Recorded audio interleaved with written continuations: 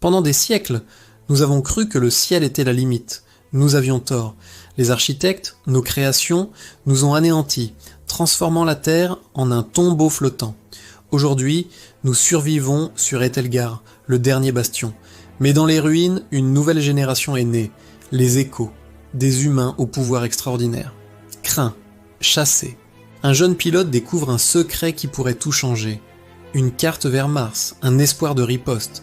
Mais cet espoir a réveillé une ombre, un prophète du néant qui veut finir ce que les architectes ont commencé. Pour sauver l'avenir, ils devront s'unir. Un pilote qui défie la gravité, une guerrière qui transforme la douleur en puissance, un fantôme qui marche entre les mondes et une artiste qui sculpte la lumière. Leur voyage commence maintenant. Voix de Nexus, ils nous assiègent. Nous devons transformer cette tombe en forteresse. Bruit de canon. Kael, aux commandes des défenses de la station, détruit les vaisseaux pirates.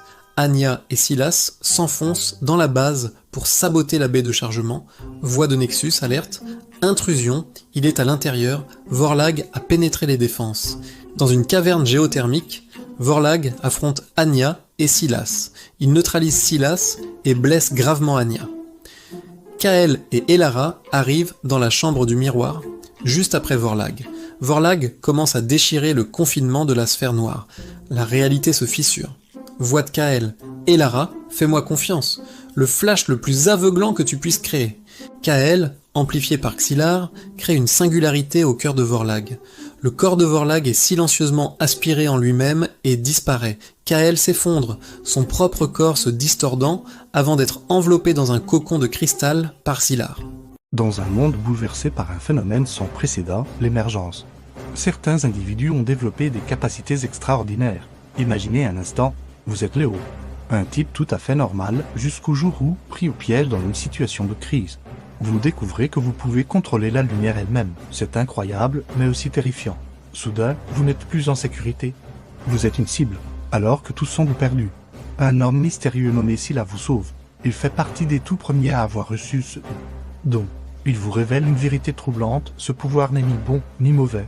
C'est un choix. Scylla vous montre alors une vision effrayante, un futur de chaos, façonné par des émergés comme la redoutable Arya, qui veulent soumettre le monde à leur volonté.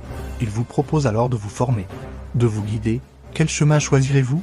Découvrez la suite dans notre prochain épisode et n'oubliez pas de vous abonner. Léo accepta la proposition de Scylla et plongea corps et âme dans son entraînement. Il ne s'agissait plus seulement d'illuminer l'obscurité, mais de maîtriser la lumière pour la transformer en boucliers impénétrables en projectiles.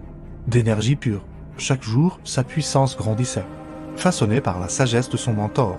Pendant ce temps, loin de leur sanctuaire, le chaos se préparait. Arya et son groupe radical, le Point de l'Aube, lancèrent une attaque éclair sur une installation gouvernementale secrète. Leur objectif, s'emparer d'une technologie expérimentale capable de décupler leur propre pouvoir.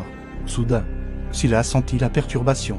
L'assaut était en cours, bien que sa formation soit loin d'être terminée. Léo insista pour intervenir, c'était son baptême du feu. Sur le champ de bataille, il fit face à Arya pour la première fois. Le choc de leur pouvoir fut titanesque. Léo réussit à la contenir, mais dans la confusion, elle s'échappa avec une partie du précieux dispositif. Épuisé mais résolu, Léo avait eu un aperçu terrifiant de la véritable puissance d'Arya. La menace était bien plus grande qu'il ne l'avait imaginé. Scylla le regarda, le visage grave. Ce n'est que le début.